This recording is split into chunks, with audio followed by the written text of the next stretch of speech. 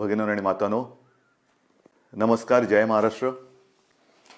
बऱ्याच दिवसानंतर आपण भेटतो आहोत.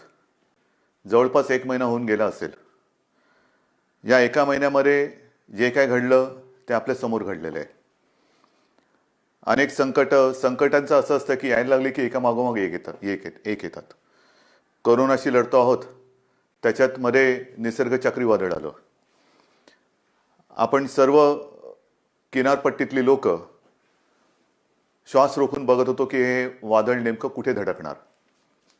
रायगडमध्ये ते धडकलं आणि त्याची नंतर जी काय मी पाहणी केली त्या वादळाची भीषणता भयानक होती. जे त्या वादळाच्या तडाख्यात सापडले नशिबाने वाचले असं मी म्हणेन, पण त्याचबरोबरीने आपल्या शासन यंत्रणेने सुद्धा खूप चांगलं काम केलं. मनुष्यहानी किंवा प्राणहानी, जीवितहानी कमीत कमी कशी होईल यासाठी सतर्कता दाखवली. एक सुद्धा कोळी बांधव किंबहुना एक सुद्धा मच्छीमारी करणारी बोट आपण समुद्रात राहू दिली नाही. त्याने वेळेमध्ये आपल्या घरात आणलं, सुरक्षित जागी हलवलं आणि त्यामुळे प्राणहानी झाली, पण ती कमीत कमी ठेवण्यात आपल्याला काही प्रमाणात यश आलं. आर्थिक नुकसान तर झालेलं आहे. मोठी मोठी झाडं उन्मळून पडलेत, फळबागा उद्ध्वस्त झालेल्या आहेत, घरांची छपरे उडून गेलेले आहेत. नुकसान अतोनात झाले, पण त्या अतोनात नुकसान म्हणजे विजेचे खांब सुद्धा उन्मळून पडलेले आहेत. या नुकसानीमध्ये आपण हेही पाहिलं की सरकार खंबीरपणाने या सर्व किनारपट्टीतल्या कोकणवासियांच्या आणि जिथे जिथे हे वादळ पुढे सरकलं, ज्यांचं नुकसान झालं त्या सगळ्यांच्या पाठी खंबीरपणे उभं आहे. या गेल्या काही दिवसात काय झाले, एक तर आपण असे भेटू शकत नाही आहोत. हा विकास म्हणायचा का, कल्पना नाही, पण प्रत्यक्ष भेटी होत नाहीत आणि असं भेटावं लागतंय. आणि पूर्वी आपण अनेक दिवसानंतर भेटल्यानंतर विचारायचो, काय रे कसा आहेस. मग जो तो आपापली दुःख असतील, व्यथा असतील, वेदना असतील एक बाजूला ठेवून भेटीत बोलायचं की मजेत आहे. आता सगळ्यांची परिस्थिती तीच आहे. कसे आहात, जसे तुम्ही आहात तसेच आम्ही आहोत. सगळे घरातच आहोत. सगळं काही ठप्प आहे, संपूर्ण जग ठप्प आहे आणि या संकटाचा सामना आपण करत आहोत. आज मी आपल्याशी बोलताना परवा 1 तारीख आहे. ही 1 तारीख आषाढी तर आहेच, पण जे आपल्यासाठी डॉक्टर्स योद्धे बनून लढतायत त्यांचा डॉक्टर्सचा राष्ट्रीय डॉक्टर दिन आहे. त्या सगळ्यांना मी त्यांचं कौतुक करतो, त्यांना धन्यवाद देतो. आणि तुम्ही जी लढाई लढतात आमच्यासाठी, त्याच्यात आम्ही सुद्धा तुमच्यासोबत आहोत. तुमच्यासोबत तुम्हाला आम्ही सहकार्य करतो आहोत आणि करू हे एक वचन त्यांना देतो. डॉक्टर दिनाबरोबर आपल्या राज्याचे माजी मुख्यमंत्री वसंतराव नाईक त्यांचाही जन्मदिवस आणि हा दिवस हा सप्ताहच आपण शेतकरी सप्ताह म्हणून साजरा करतो. म्हणजे दोन्ही जे आत्ता आपल्याला जीव वाचवत आहेत त्या डॉक्टरांचा तो दिवस आहे आणि योगायोगाने वसंतरावांच्या जन्मदिवसाच्या निमित्ताने जो शेतकरी दिन साजरा करतो, म्हणजे आपल्याला जगाला जो आपलं धान्य पिकवतो त्यांचा सुद्धा हा एक दिवस आहे.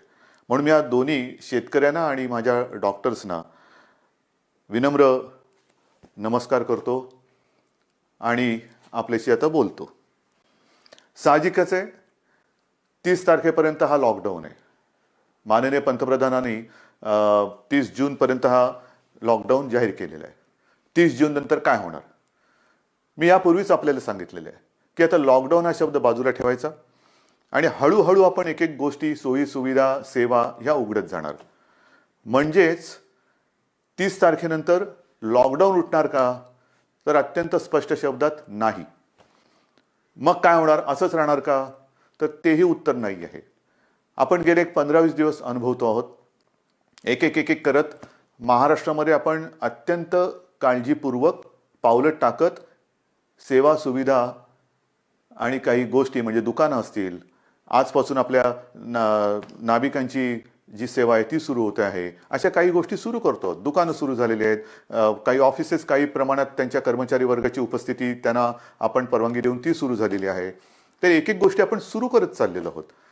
हे हळूवार का करतो आहोत आपण, याचं कारण अजूनही संकट नाही टळलेलं.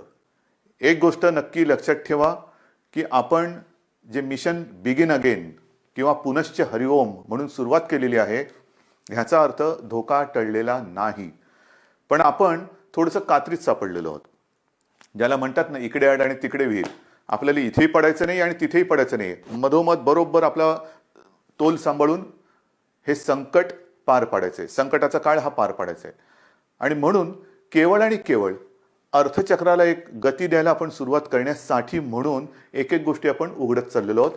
एखादी गोष्ट उघडली म्हणजे धोका टळलाय, आता आपण बिनधास्त, अजिबात नाही. कृपा करून तशा गैरसमजात, तशा भ्रमात राहू नका, कारण तसं जर का आपण वागू तर करोना आवासून बसलेलंच आहे.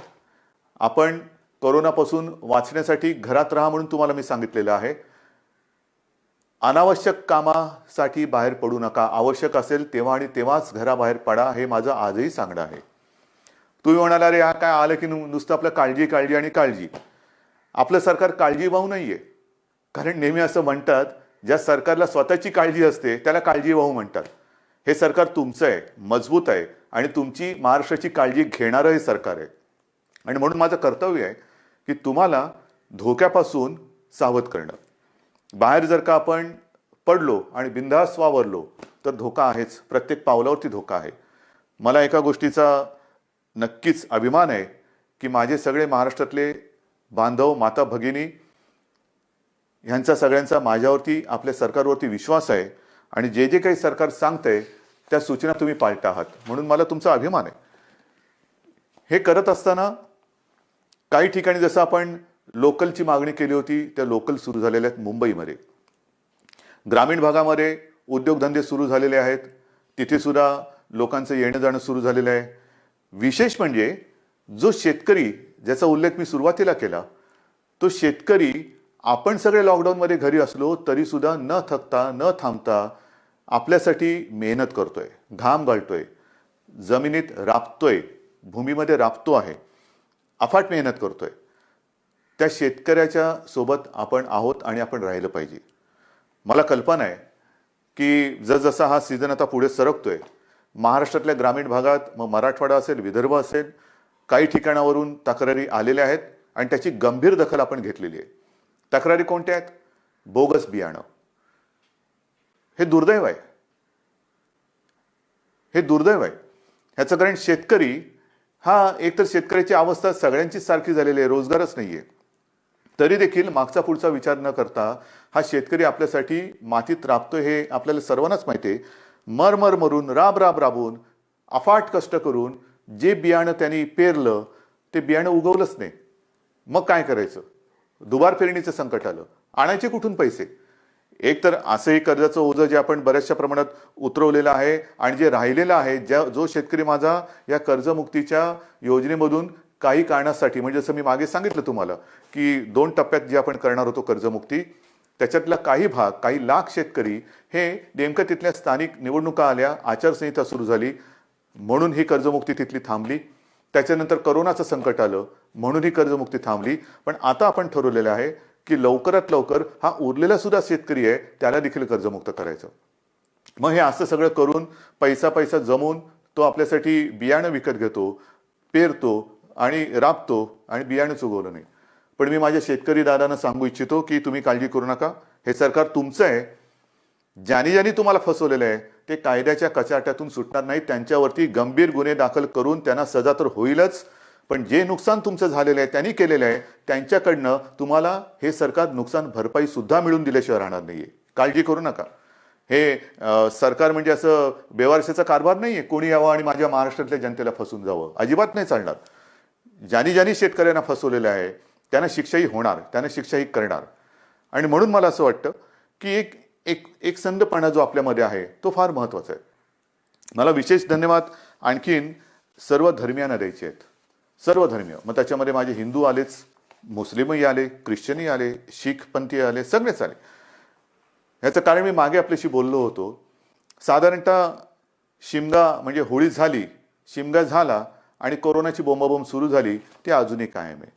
सगळ्यांनी, मग तो ईद असेल, मग आपली रामनवमी असेल, आता तर मुख्य म्हणजे आषाढीची वारी, आषाढी एकादशी आता परवा आहे, मी चाललोय. पण सगळ्यांनी आपल्याला एक सामाजिक भान ठेवून हे उत्सव अत्यंत शिस्तबद्ध पद्धतीने जसं सरकार सांगते तशा पद्धतीने ते आता साजरा हा शब्द विचित्र आहे, पण घरातल्या घरात का होईना साजरा करतात. सगळ्यांनाच धन्यवाद दिले पाहिजेत. आपल्या परंपरा आहेत. आषाढी एकादशीची परंपरा, वारीची परंपरा ही किमान 700-800 वर्षापूर्वीपासूनची आहे. आणि आपल्याशी मी आज बोलताना 2020 साल सुरू आहे. मला 2010चं साल आठवलं. 2010 साली मी पांडुरंगाचं दर्शन घेतलं. कसं घेतलं आपल्याला माहिती आहे. मी हा संपूर्ण वारीचा पाठपुरावा केला, पण मी वारीत प्रत्यक्ष सहभागी न होता हेलिकॉप्टरमधून सहभागी झालो आणि एरियल फोटोग्राफी केली. त्याचं पुस्तकसुद्धा मी आपल्या चरणी तुम्हाला मी सगळ्यांना अर्पण केलेलं आहे. पाहावा विठ्ठल. मी विठ्ठल पाहिला, नक्की पाहिला. मंदिरात जाऊन नाही पाहिला कारण मी हेलिकॉप्टरमध्ये होतो, पण अथांग पसरलेल्या त्या वारकऱ्यांमध्ये मला ते विठ्ठलाचं विश्वरूप दिसलं. माझ्यासारखा भाग्यवान मीच असेन. विश्वरूप ज्याला म्हणतात ते विश्वरूप काय असतं ते विश्वरूप मी त्या वारकऱ्यांच्या रूपात पाहिलं. देहभान हरकून हे वारकरी विठू नामाचा गजर करत चालत असतात. अक्षरशः देहभान हरकलेले असतात. म्हणजे कशाचं काही त्यांना सगळं जग आजूबाजूला आहे नाहीये, नाही बस विठू माऊली विठू माऊली विठू नामाचा गजर करत ते चालत असतात. ही गेल्या अनेक वर्षाची परंपरा. अनेक ठिकाणावरनं संत महात्म्यांच्या पालख्या तिकडे येतात आणि मग ते रिंगणं होतात. मध्ये मग ते इंदापूरचं रिंगण असेल, वाखरीचं रिंगण असेल, ते घोडे धावतात. हे सगळं अप्रूप हे केवळ आपल्या देशातच होऊ शकतं. पण त्या सगळ्या वारकऱ्यांनी सुद्धा संयम दाखवला. जे सरकार म्हणेल ते. हे असे नागरिक कुठे सापडणार तुम्हाला.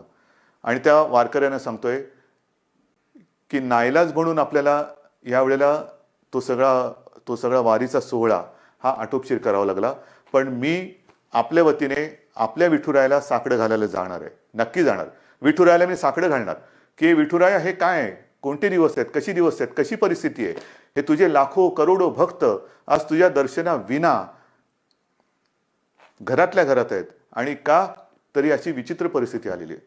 तुझे चमत्कार आम्ही अनेक ऐकलेत.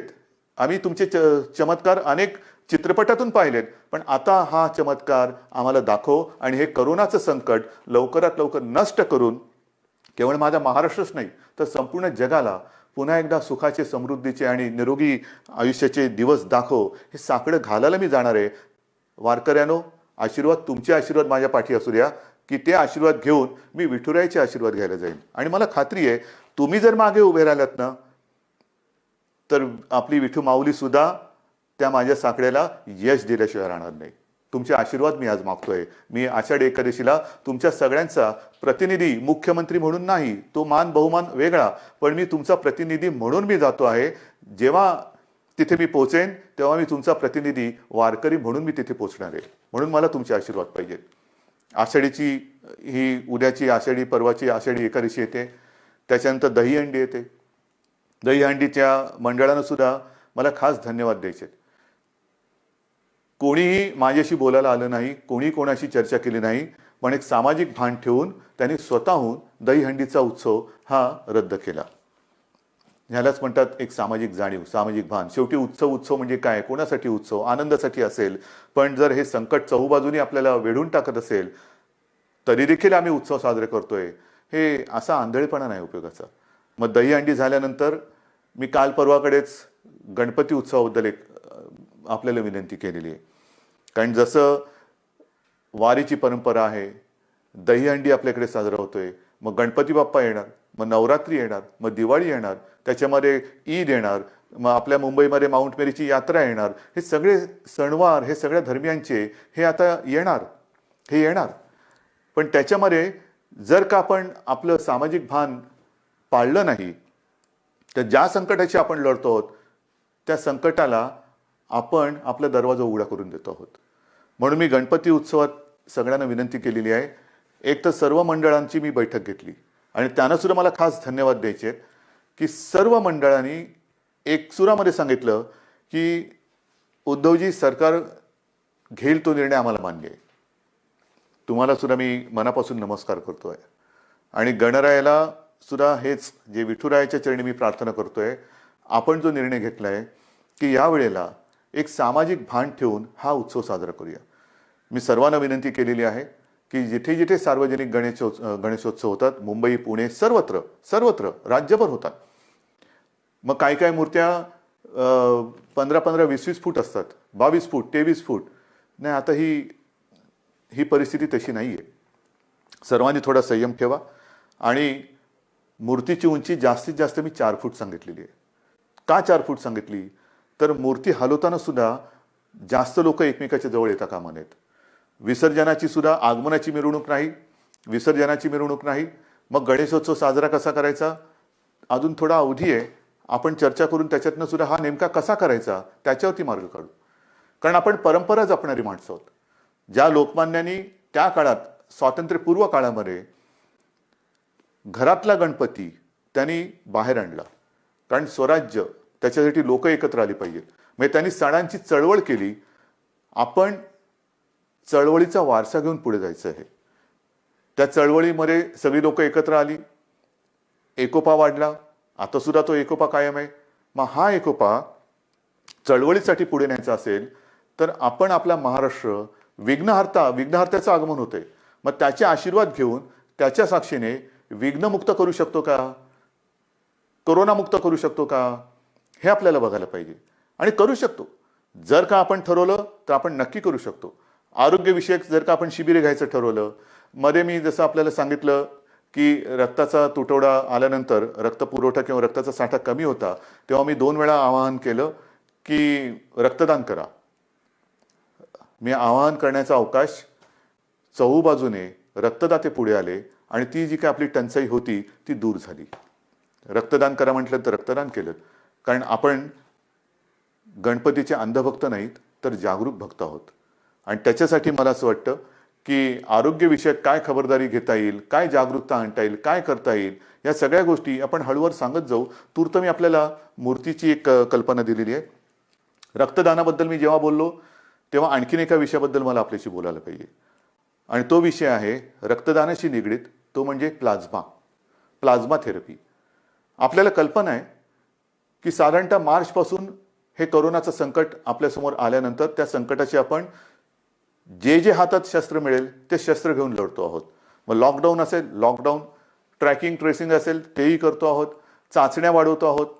चाचण्या वाढवल्यानंतर उपचार पद्धती.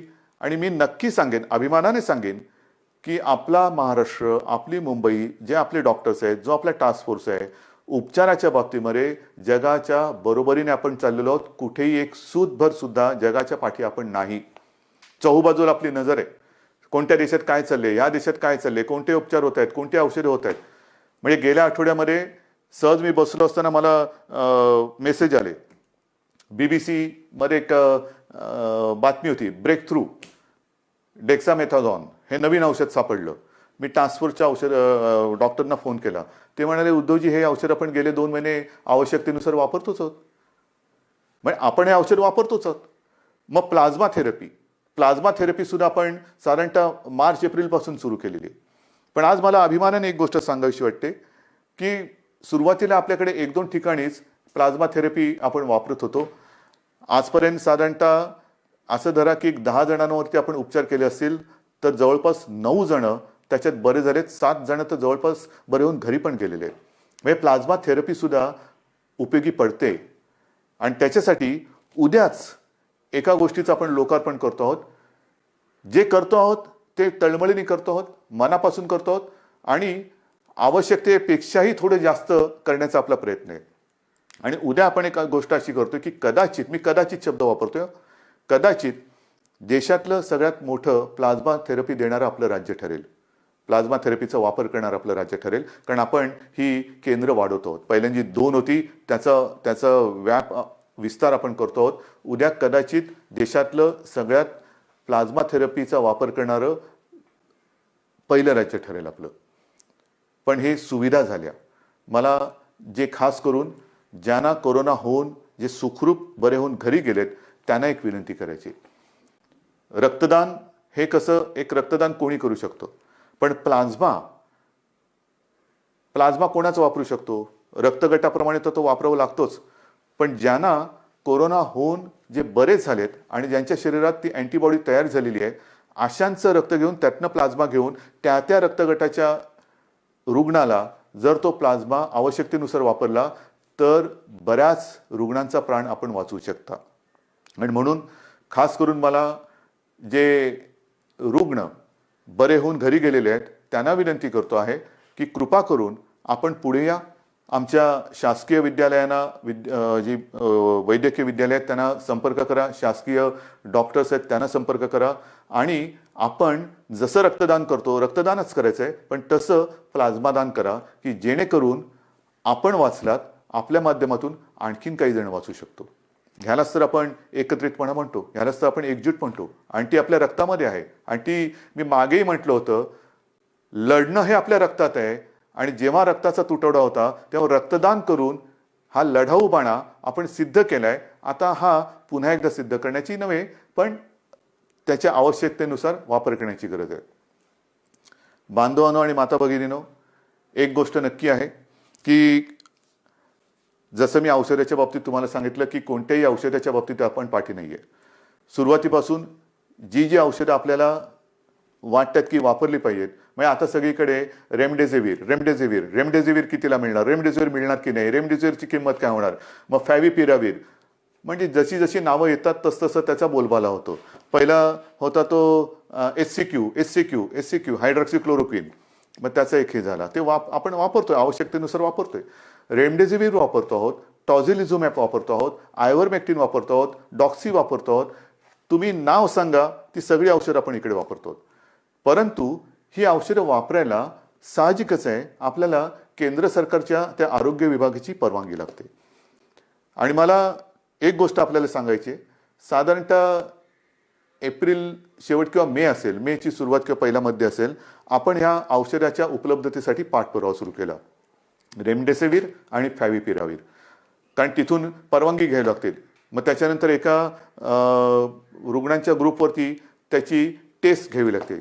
ती यशस्वी झाल्यानंतर मग तिथून परवानगी मिळाल्यानंतर मोठ्या प्रमाणात आवश्यकतेनुसार त्याचा वापर करावा लागतो.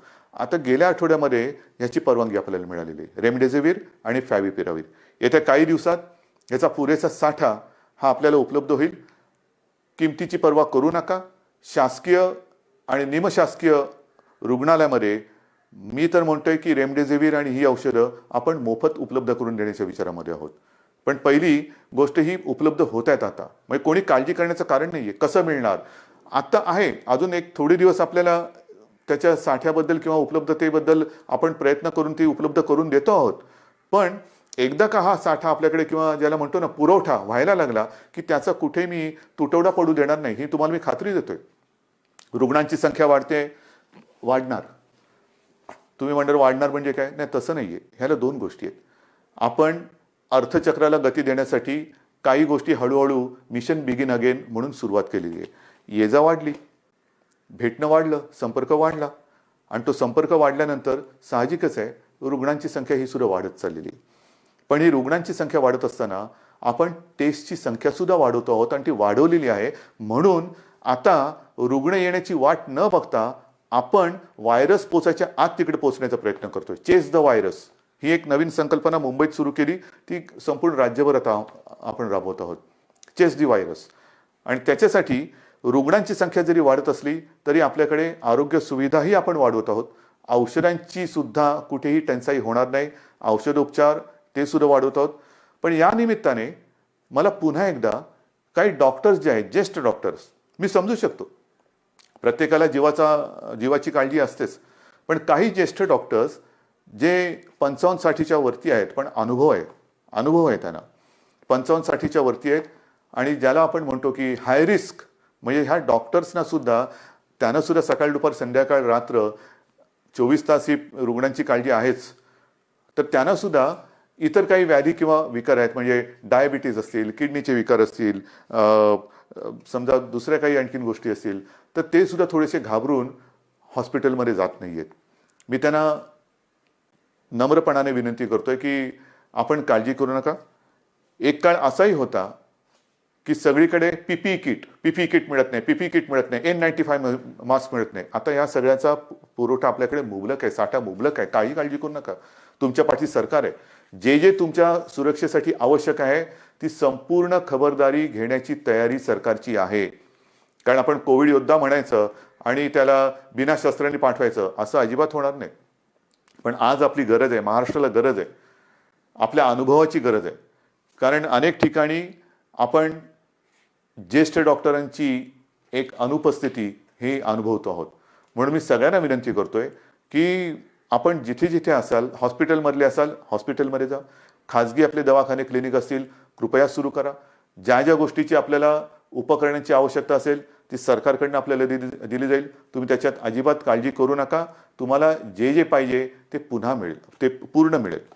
अशा पद्धतीने आपण एका बाजूला आरोग्य सुविधा वाढवत चाललेलो आहोत, एका बाजूला टेस्टची संख्या वाढवत चाललेलो आहोत, टेस्टची केंद्र वाढवत चाललेलो आहोत. आता तर काही अँटीबॉडी आणि अँटीजेन टेस्ट करण्याचे रॅपिड किट येत आहेत, तेही मोठ्या प्रमाणावरती आपण घेतो आहोत की ज्याचा एक प्राथमिक जो आपल्याला गाईड करू शकतो, मार्गदर्शक ठरू शकतो की कोणाला हा कोरोना होऊन गेला आहे का त्याच्याबद्दल एक माहिती मिळते आणि साधारणतः निगेटिव्ह पॉझिटिव्ह ह्याच्याबद्दल एक गाईडलाईन मिळते आणि मग आपण त्या पद्धतीने त्याला वेगळं करून उपचार सुरू करू शकतो. तर ह्याही टेस्ट आपण करतो आहोत. ह्याचं कारण असं की आता पावसाळा सुरू झालेला आहे. पावसाळा सुरू झाल्यानंतर नवीन अंकुर येतात, कोंब येतात, पालवी फुटते, हिरवगार होतं, सगळं हिरवे हिरवे गार गालीचे सगळीकडे पसरलेले दिसतात. फार सुखद असं दृश्य असतं. पावसाळा जसं एक नवीन जीवन घेऊन येतो तसंच प्रत्येक ऋतू हा त्याचे काही चांगले आणि काही विचित्र गोष्टी घेऊन येत असतो. पाऊस म्हटल्यानंतर ह्या 2-3 बैठका गेल्या काही दिवसात झालेल्या, त्याच्या आधी झालेलं जसं निसर्ग चक्रीवादळ आलं त्याच्या तयारीची बैठक, जास्त पाऊस पडणार आहे का, मग कुठल्या भागात पडणार आहे, पूर येऊ शकतो का, त्याची तयारीची बैठक. म्हणजे पाऊस आला, आनंद हा घेऊन येतो, नवजीवन घेऊन येतो, पण कुठेतरी नैसर्गिक आपत्ती घेऊन येतो. पूर आला नाही तरी काही ठिकाणी अतिवृष्टीमुळे इतर रोगराई येते. मग त्याच्यात मलेरिया आला, डेंग्यू आला, लेप्टो आला, डायरिया आला, सर्दी खोकला आला आणि त्याच्यासोबत कोरोना आहे. मग काय करणार, ह्याची सुद्धा तयारी आपली सुरू आहे. पण मला आपल्याला खास करून शहरी भागात राहणारी जी लोक आहेत त्यांना सांगायचं, मग मुंबई, पुणे, नाशिक सगळीकडे, संभाजीनगर आहे, नागपूर आहे, सगळीकडेच, की या वेळेला आपले सगळे कर्मचारी ह्या कोरोनाच्या लढाईमध्ये आहेत. अफाट मेहनत करतात, साफसफाई करतात, नाले सफाई होते, सगळं साफसफाई होते. पण आता थोडी स्वतःची काळजी मी 1-2 वर्षापूर्वी सुद्धा, किंवा मला असं वाटतं तेही त्याला 7-8 वर्ष झाली असतील, विशेषतः तेव्हा मुंबईपुरतं मी बघत होतो. आता तर माझा महाराष्ट्र, तुम्ही सगळे माझे सोबती आहात, मला संपूर्ण महाराष्ट्र बघायचं आहे. सांगण्याची गोष्ट काय की हे जे दिवस असतात ते मलेरिया आणि डेंग्यूचे असतात.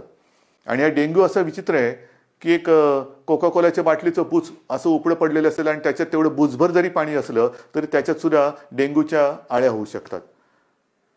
अंड कुठे अर्धवट पडलेलं, फुटून पडलेलं आहे, टायर पडलेले असतात, हे फार धोकादायक. त्याच्यानंतर प्लास्टिकचं कवर असतं, त्याच्यात ते थोडेसे असे खळगे तयार होतात, त्याच्यात पाणी साठतं. नारळाच्या त्या काय त्याला म्हणतात कवट्या, त्याच्यात पाणी साठतं. झाडांच्या फांद्या तुटून ढोल्या तयार झाल्या असतात, त्याच्यात पाणी साठतं आणि त्याच्यात सुद्धा डेंग्यू होऊ शकतं. तर आपल्याला आपला परिसर स्वच्छ ठेवायचा आहे. कुठेही पाणी साठू देऊ नका. एअर कंडिशनच्या खाली, त्याच्यानंतर फ्लॉवर पॉटमध्ये, अनेक घरामध्ये फेंगशुई त्याच्यासाठी जे काही झाडं लावली जातात त्याच्यामध्ये पाणी असतं, त्याच्यात डेंग्यूच्या आळ्या होऊ शकतात. तर ह्या सगळ्या गोष्टींपासून आता आपल्याला खबरदारी घ्यायला पाहिजे.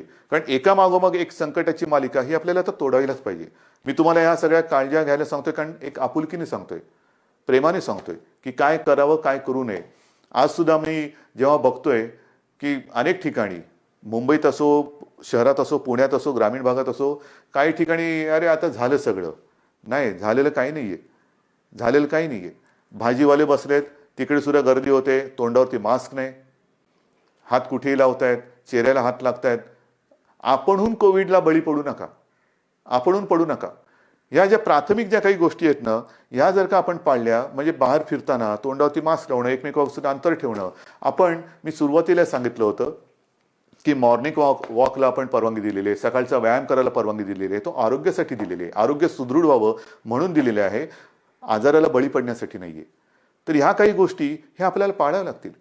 जशा काही गोष्टी आपण ओपन करत चाललेलो आहेत तशा ह्या केसेस वाढत आहेत आणि काही ठिकाणावरून माझ्याकडे विचारणा होते की आम्हाला ह्या भागामध्ये पुन्हा लॉकडाऊन करण्याची परवानगी द्या.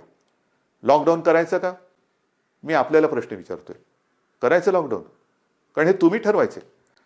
जर गरज नसताना बाहेर पडलात आणि गर्दी केली आणि केसेस वाढायला लागल्या तर पुन्हा ये रे माझ्या मागल्या. मग एक एक गोष्टी आपण पुढे पाऊल टाकताना पुन्हा मागे नाही यायचं आता. म्हणून लॉकडाऊन करायचं की नाही ह्याचा निर्णय आता मी तुमच्यावर सोपवतोय. जर मला असं वाटलं की गर्दी वाढते, केसेस वाढतायत, तर मी प्रशासनाला सांगितलेलं आहे की अशा ठिकाणी जर का आवश्यकता वाटली, शक्यतो नको पण आवश्यकता वाटली तर मग पहिल्यासारखा लॉकडाऊन करण्याची गरज तिकडे पडू शकते. कारण कोरोना हा व्हायरस वस्त्या, एक एक वस्ती, जसं काही ठिकाणी तो शिखरावरती पोचला, खाली आला, पण वस्ती बदलली.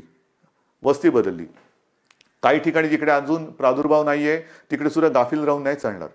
तर ह्या अशा काही काळज्या घेऊन आपल्याला ह्या पुढच्या काळाची वाटचाल करायची. दरम्यान मी तुम्हाला सांगितलं की शेतकऱ्यांसाठी सुद्धा कर्जमुक्तीची योजना जी थोडी काही भागात अपूर्ण राहिली ती आपण पूर्ण करतोय. बोगस बी बियाण्यामुळे फसले गेलेले शेतकरी त्यांच्या पाठीशी आपण उभे राहतो. आता 30 जूनला प्रधानमंत्री गरीब कल्याण योजना ह्याच्यामध्ये खास करून जे भगवं रेशन कार्ड ह्यांना अन्नधान्य देण्याची जी योजना आहे तिची मुदत संपते. बिना रेशन कार्ड म्हणजे ज्यांच्याकडे रेशन कार्ड नाही त्यांना अन्नधान्य देण्याची योजना संपते. मी गेल्या 8-10-15 दिवसापूर्वी जेव्हा प्रधानमंत्र्यांची व्हिडिओ कॉन्फरन्स होती तेव्हा स्वतः ही मागणी केलेली आहे की 30 तारखेला ही मुदत संपते, धान्य देण्याची मुदत संपते, कृपा करून आणखीन 3 महिन्यासाठी आम्हाला वाढवून द्या. कारण अजूनही हे संकट गेलेलं नाही, उलट केसेस वाढत आहेत. त्याच्यामुळे ही भगवं रेशन कार्ड असेल किंवा ज्यांच्याकडे रेशन कार्ड नाही यांना धान्य देण्याची जी काही योजना आहे प्रधानमंत्री गरीब कल्याण योजना, ती आणखीन आम्हाला 3 महिने वाढवून द्या हे मी पंतप्रधानांकडे सांगितलेलं आहे. मला खात्री आहे की त्यांना सुद्धा व्यवस्थित सगळ्याची कल्पना आहे आणि ही कल्पना असल्यानंतर लवकरात लवकर आपल्याला त्याच्याबद्दल परवानगी मिळेल ही मला खात्री आहे. हे सगळं झालं चित्र हे आरोग्यविषयक. अर्थचक्राच्या बाबतीमध्ये आपण खचून गेलेलो नाही आहोत. मला एका गोष्टीचा अजून एक अभिमान आहे, नक्कीच आहे, की गेल्या 15 दिवसात महाराष्ट्राने जवळपास 16,000 कोटींचे सामंजस्य करार काही विदेशी कंपन्यांसोबत केलेले आहेत. 16,000 कोटी ही एक फार आपली जमेची बाजू आहे. म्हणजे या संकटामध्ये सुद्धा आपला महाराष्ट्र हा विविध गुंतवणूकदारांना आणि उद्योजकांना आपला वाटतोय हे फार महत्त्वाचं आहे. येत आहेत या गुंतवणूकदारांना कुठे आपण दरवाजे बंद ठेवलेले नाही आहेत. या माझ्या महाराष्ट्रात या, माझ्या विदर्भात या, माझ्या मराठवाड्यात या, माझ्या कोकणात या, माझ्या उत्तर महाराष्ट्रात या, पश्चिम महाराष्ट्रामध्ये या, जिथे तुम्ही म्हणाल तिथे तुम्ही या. जे जे काय तुम्ही कराल तुम्ही जरूर करा. तुमच्यासाठी आमच्या महाराष्ट्राची, देशाची आणि महाराष्ट्राची दारं उघडी आहेत.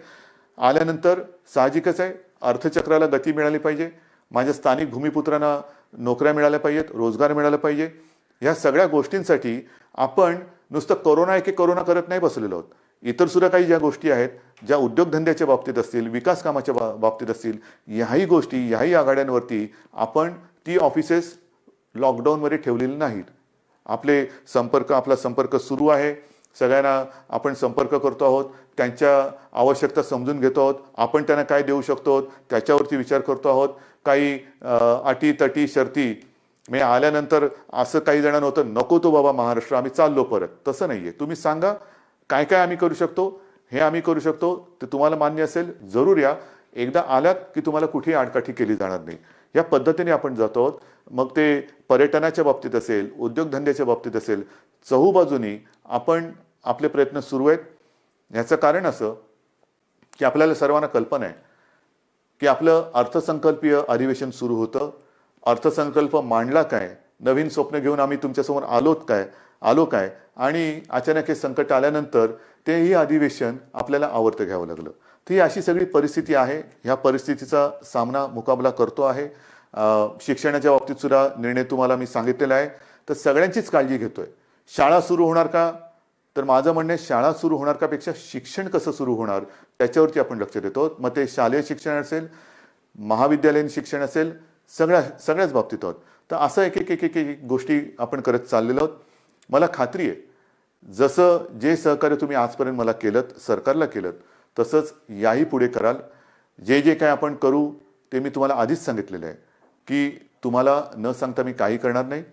लॉकडाऊन हा शब्द जरी मी वापरत नसलो तरी याचा अर्थ आपण परवापासून सगळं काही उघडतो आहोत असा गैरसमज करून घेऊ नका. आज देखील आपल्याला उलट आज जास्त शिस्तीची गरज आहे. कारणाशिवाय बाहेर पडू नका. कारण आपण असं म्हणतो की ज्येष्ठ नागरिक म्हणजे घरातले आई वडील कोणी ज्येष्ठ सगळे आपले कुटुंबीय त्यांची काळजी घ्या, मुलांची काळजी घ्या आणि तरुणांनो बाहेर पडा. ह्याचा परिणाम असा होतोय की तरुण सुद्धा आता संक्रमित व्हायला लागलेले आहेत. आणि बऱ्याच ठिकाणी आजही म्हणजे आज सुद्धा एक गोष्ट चांगली आहे की 80% लोकांना लक्षणच दिसत नाही. पण लक्षण दिसले नाहीत याचा अर्थ त्याला प्रादुर्भाव झाला नाही याच्यातला भाग नाही. मग तो लक्षणं न दिसणारा तरुण घरात इतरांना त्याचा संपर्क झाला तर तो एक प्रादुर्भाव होऊ शकतो. म्हणून ह्या सगळ्या गोष्टी आपल्याला खूप काळजीपूर्वक करायच्या आहेत. बाहेर पडलात तोंडावरती मास्क पाहिजे, हात सतत धुत राहिलं पाहिजे, सॅनिटायझर वापरायला पाहिजे, साबणाने हात धुवायला पाहिजे. ह्या सगळ्या गोष्टी ह्या अजूनही आपल्याला काही काळ पाळाव्याच लागतील. कारण ह्या केवळ आणि केवळ आपल्या म्हणजे तुमच्या भल्यासाठी आणि आपल्या कुटुंबियांसाठी. आणि दुसरी गोष्ट अशी की मगाशी मी जे डॉक्टर्सना विनंती केली ती एवढ्यासाठी की ज्येष्ठ डॉक्टर्सना मी विनंती केली की आपण स्वतः जाणीवपूर्वक जातीने लक्ष द्या. कारण ही साथ विचित्र आहे. कारण तो रुग्ण त्याचे कुटुंबीय तुमच्या ताब्यात देत असतात. ते कुटुंबीय त्याला भेटू शकत नाहीत. पण केवळ आणि केवळ तुमच्या भरोश्यावरती घरातली प्रिय व्यक्ती ही तुमच्या ताब्यात ते सोपवत असतात. तर त्यांच्याकडे आपण आपुलकीने प्रेमाने लक्ष द्या. आपण कुटुंबीय आपल्या कुटुंबातला म्हणून त्यांच्याकडे बघा. एक ही जर का आपली जवळीक साधली गेली ना तर माझं मत आहे की करोना वगैरे असंच निघून जाईल. तर हा जो काही दुरावा थोडा राहिला असेल भीतीपोटी ती भीती तुम्ही सरकारवरती सोपवा. तुम्हाला काय उपकरणं पाहिजे ती सांगा, सरकार तुम्हाला देईन. पण आता ह्या अंतिम टप्प्यात आपल्याला हे युद्ध अर्धवट सोडून चालणार नाही. इथपर्यंत आपण लढत आलेलो आहोत. आता जर का आपण गाफील राहिलो तर मग पुढे आपण जाऊ शकत नाही. अजूनही संकट टळलेलं नाही, धोका टळलेला नाही. पण हा धोका पत्करून जे करता येणं शक्य असेल त्या गोष्टी आपण हळुवारपणाने उघडत चाललेलो आहोत. लॉकडाऊन पुन्हा करण्याची वेळ येऊ नये आणि त्याच्यासाठी आपलं सहकार्य जसं आजपर्यंत सरकारला मिळालं तसंच ते यापुढे सुद्धा मिळेल अशीच अपेक्षा आणि विश्वास व्यक्त करून मी आपली रजा घेतो. जय हिंद.